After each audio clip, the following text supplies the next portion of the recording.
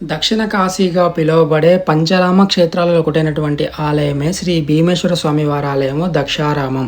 ఏంటి ఈ ఆలయంలో ప్రత్యేకతలను చూస్తే కనుక ఆలయం లోపల ఉన్న గర్భగుడిలో 14 అడుగుల ఎత్తులో ఉన్నటువంటి శివలింగం భక్తులకు దర్శనమిస్తుంది అనమాట. శివలింగం కూడా స్ఫటికాకారంగా ఉంటుంది. అలా ఆలయం కొంచెం వెలుపలికి రాగానే మనకి అష్టభైరవుల ఆలయము, కాలభైరవ స్వామి ఆలయం ఉంటుందన్నమాట. అలా కొంచెం ముందుకు వెళ్ళగానే మనకి అతి పురాతనమైన మనకి నవగ్రహాలనే దర్శనమిస్తూ ఉంటాయి. ఏంటి నవగ్రహాల ప్రత్యేకత అంటే మధ్యలో నుంచి ఒక పెద్ద వృక్షం అనేది ఉంటుంది. వృక్షం చుట్టూ కూడా నవగ్రహాలు అనేవి ఉంటాయన్నమాట. ఆలయం లోపలికి వెళ్ళగానే మనకి ఆలయం లోపల 2 అంతస్తులతో మనకి ఆలయ నిర్మాణం అనేది ఉంటుందన్నమాట.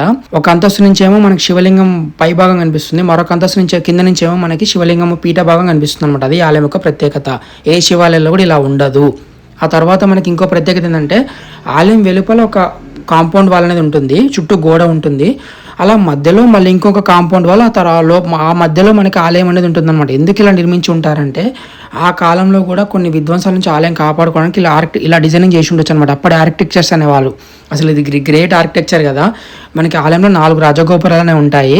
4 సైడ్లు 4 రాజగోపురాలు ఉంటాయి అనమాట. అవి కూడా మొత్తం రాతి కట్టడమే. ఆ తర్వాత మనకి ఇంకో విషయం, ఆలయ చరిత్ర చూసుకుంటే మనకి రాత్రికి రాత్రే దేవతలు వచ్చి ఆలయం నిర్మించారంటే ఇక్కడ చుట్టుపక్కల చెప్పుకుంటూ ఉంటారు. అలా ఆలయంలో మనకు ఒక వాయులింగం అనేది ఉంటుందన్నమాట. మనకి ఆ వాయులింగం అనేది చాలా పెద్దగా ఉంటుంది. దానికి పైన ఇలాంటివి అనేది ఉండదు, అంటే ఎండకి వానకి అలానే ఉంటుంది. ఆ తర్వాత మనం చెప్పుకోదగ్గ విషయం ఏంటంటే చరిత్రపరంగా చూస్తే కనుక 9వ శతాబ్దంలో మొదటి చాళుక్య భీముడు ఆలయం నిర్మించాడని చెప్పేసి కొన్ని చరిత్రల పరంగా కూడా ఉందన్నమాట. అంటే సుమారు ఆలయం నిర్మించి మనకి దగ్గర 1100 సంవత్సరాలు అవుతుందన్నమాట. ఆలయం అంత చరిత్ర కలిగినటువంటి ఆలయము.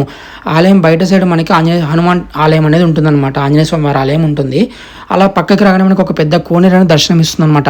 నాకు ఈ ఆలయంలో బాగా నచ్చిన విషయం ఏంటంటే కోనేరు. మనం ఏ ఆలయంకైనా మనం ఆలయం ముందర కోనేరు చూస్తాం, కానీ ఈ ఆలయంకి ఏంటంటే ఒక పక్కకు ఉన్నది కోనేరు అనేది ఉంటుంది అనమాట. ఆ కోనేరు కూడా భారీగా పెద్దగా ఉంటుంది. అది చిన్నపాటి చెరువులా ఉంటుంది అనమాట.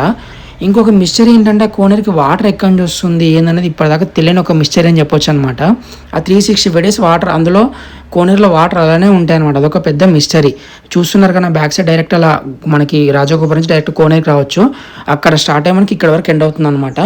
అలా కోనేరు మధ్యలో కూడా మనకు ఒక 4 స్తంభాలతో పాటు చిన్న గుడిలా ఉంటుంది. అది ఏంటిదో మనకి తెలియదు. నాకు ఈ గుడి అంటే ఎందుకంత ఇష్టం అంటే కనుక నాకు డివోషనల్గానే కాకుండా భక్తిపరంగా కాకుండా మా నాన్నకి నెగిటివ్ ప్లేస్కి గుడికి చాలా దగ్గర అనమాట. అందువల్ల నాకు ఈ గుడి అంటే అపారమైన నమ్మకము, అపారమైన ఇష్టం అని చెప్పొచ్చు అనమాట. అయితే మనకి ఆ కోనేరు, నాకు ఈ గుడిలో కోనేరు అనేది నాకు బాగా ఇష్టమైన విషయము. అయితే మనకి కోనేరు చుట్టూ అలా మనకి దాటడానికి ఒక మధ్యలో బ్రిడ్జ్ అనేది ఉంటుంది. సో అలా అవతల నుంచి ఇవతలకి అలా ఈజీగా వెళ్ళిపోవచ్చు అనమాట. మనం ఇక్కడికి వస్తే మనకు వచ్చే ప్రశాంతత, పీస్నెస్ అనేది అసలు మనకి చాలా ఎక్కడికి వెళ్ళినా దొరకదనమాట. అలా గుడి ముందర ఉన్న స్టోర్లో నేను ఒక మాల తీసుకున్నాను. మనకి కోనేరు అలా చూసుకున్నాం, బయటకు వచ్చి అట్లా కోనేరు స్పెండ్ చేశాను. ఇంకోటి ఏంటంటే ఇక్కడ మనకి వీడియోస్ అనేవి తీసానికి ఉండదు. నాకున్న ఇన్ఫర్మేషన్ ప్రకారము నేను సోర్సెస్ యూజ్ చేసుకుని వీడియో చేస్తున్నాను. ఇందులో నా మిస్టేక్స్ ఉంటే కానీ నన్ను కొంచెం మన్నించగలని చెప్పి కోరుకుంటున్నాను. నా ఉద్దేశం ఏంటంటే నా వల్ల ఒక 2-3 తెలియాలని చెప్పేసి నా ఉద్దేశం ఉంది, అంతే తప్ప నాకు ఇందులో వేరే ఎక్స్పెక్టేషన్ ఏది లేదు. ఈ ఆలయముకున్న మరొక ప్రత్యేకత ఏంటంటే మనకి అష్టాదశ శక్తిపీఠాలు అనగా 18 శక్తిపీఠాలు అనమాట. అందులో ఒకటైనటువంటి ఆలయమే శ్రీ మాణిక్యాంబ దేవి అమ్మవారి ఆలయం కూడా మనకి ఈ ఆలయంలో చూడొచ్చు మనము. ఈ వీడియో మీకు నచ్చింది అనుకుంటున్నాను. ఇలాంటి మరిన్ని వీడియోల కోసం subscribe Akash nature traveller. Thanks for watching.